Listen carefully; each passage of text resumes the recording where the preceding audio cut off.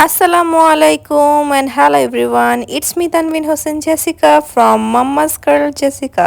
So welcome back to my another vlog এবং সবাইকে শুভ নববর্ষ নববর্ষের অনেক অনেক শুভেচ্ছা। সো সেদিন আব্বু বলল হঠাৎ করে যে চলো ঘুরে আসি, তাই আব্বু আম্মু রাহাত আমি আর জাফরিন ঘুরতে বের হয়ে পড়লাম। সো আমরা যাচ্ছিলাম মাওয়ার দিকে। আর সবাই শুনলে এটাই বলবে যে হঠাৎ করেই তোমরা যাও। হ্যাঁ, আমাদের প্ল্যানিংটা হঠাৎ করেই হয় আর হঠাৎ করে যাওয়ার মধ্যেই অনেক মজা হয়, তাই না? সো আমরা পদ্মার পাড়ে কিছুক্ষণ দাঁড়িয়েছিলাম আর দাঁড়িয়ে দাঁড়িয়ে সানসেটের অপেক্ষা করছিলাম, যেহেতু আম্মু রোজা রেখেছিল তাই সেখানেই রোজাটা খুলেছে।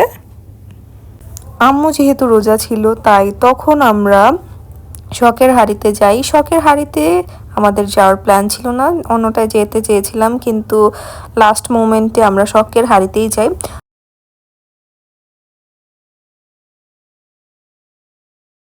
দেন আমরা চলে আসি শখের হাড়িতে। আর শখের হাড়ির বাহিরে একটা ঝর্ণা আছে, এটা দেখে আমার কাছে খুব ভালো লেগেছে। আর ভিতরটাও এসি করা, তাই আমার কাছে গরমের দিনে এসি ছাড়া কোনো কিছুই ভালো লাগে না, তাই আমার কাছে ভালো লেগেছে বেশি। দেন আমরা ডিসাইড করছিলাম কি নিব। পদ্মায় যেহেতু এসেছি ইলিশ মাছ না খেলে হবেই না, তাই ইলিশ মাছ দেখছিলাম আর এখান থেকে চুজ করছিলাম কোন মাছটা নিব। দেন এই মাছটা নেওয়া হয়েছিল।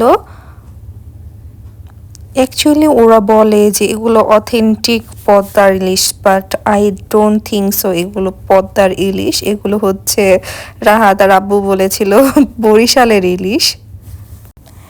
ওরা তেলেরও আলাদাভাবে চার্জ নেয় ভাজার জন্য। দেন দেখছিলাম মাছটা কিভাবে কাটছিল।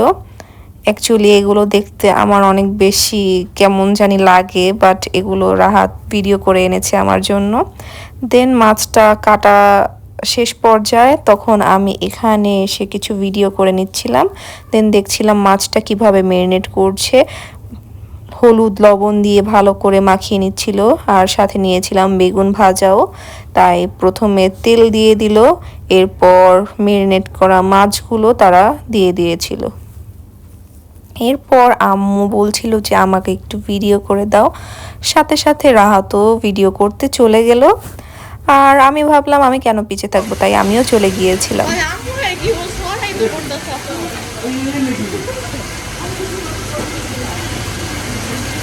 টাকা ওইদিকে জেসিকা ওইসে ওইসে হ্যাঁ, ভিডিও চলতেছে। হ্যাঁ, তোমরা দাঁড়াও পিছনে, তোমরা দুজন দাঁড়াও। আম্মুর শখ এখনো পূরণ হয়নি, তাই আম্মু আবারও ভাজাভাজি শুরু করে দিল। আর আমি তো জাস্ট ফটোর জন্য একটু নাড়াচাড়ি করছিলাম। মাছটা ভাজা হতে হতে আমরা চলে এসেছি ঝর্ণার সামনে কিছু পিকচার্স ক্লিক করার জন্য। সো এখানে দাঁড়িয়ে কিছু পিকচার্স ক্লিক করে নিলাম।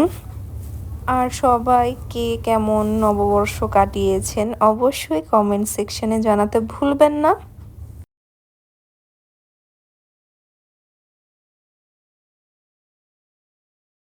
আর ওরা সাথে আচারও বিক্রি করছিল অনেক ধরনের।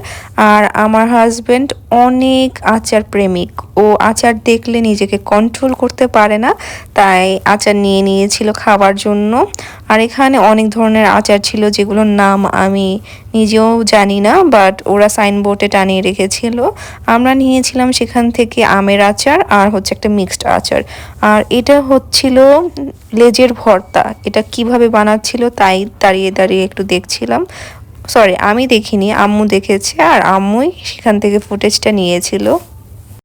আর দেখুন প্রথমে লেজটাকে ভেজে দেন ওটাকে একটা কাচের বোতল দ্বারা মানে কিভাবে ডলছিল, কিভাবে ওটাকে ম্যাশ করছিল সেটাই আমি দেখছিলাম। এরপর তারা পেঁয়াজ মরিচ এবং যা যা স্পাইসেস দরকার সেগুলো মিক্স করে দিচ্ছিল।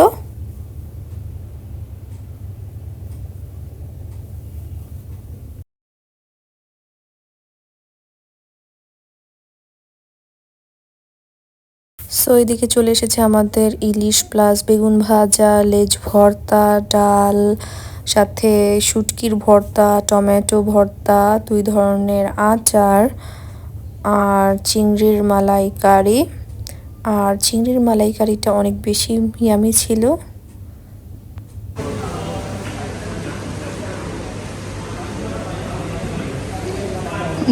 আমি তো টোটালি মাছ খাই না, ইলিশ মাছটা মাঝে মাঝে একটু খাই, বাট এখানে এসে এই ইলিশ মাছ ভাজার প্রসেসটা দেখে নিজেকে কন্ট্রোল করতে পারলাম না, তাই এক পিস ইলিশ মাছ দিয়ে ভাত খেয়ে নিয়েছিলাম। আর আমার কাছে স্পেশালি লেজ ভর্তাটা বেশি ভালো লেগেছে।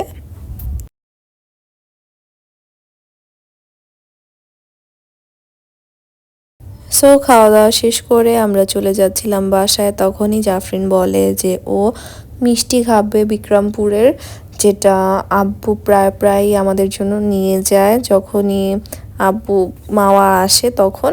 আর আমরা আসলেও সেখান থেকে মিষ্টি নিয়ে যাই। সো এই দোকানটার নাম হচ্ছে ইসলাম সুইটস। আর এখানের স্পঞ্জ মিষ্টিগুলো আমার কাছে খুব ভালো লাগে। আর এখানে আম্মু আরও ফুটেজ নিচ্ছিল ওরা কি কি মিষ্টি বানায় সেগুলো। আর এখান থেকে দাঁড়িয়ে দাঁড়িয়ে একটা মিষ্টি খেলাম, সেটা আমার কাছে খুব ভালো লেগেছে।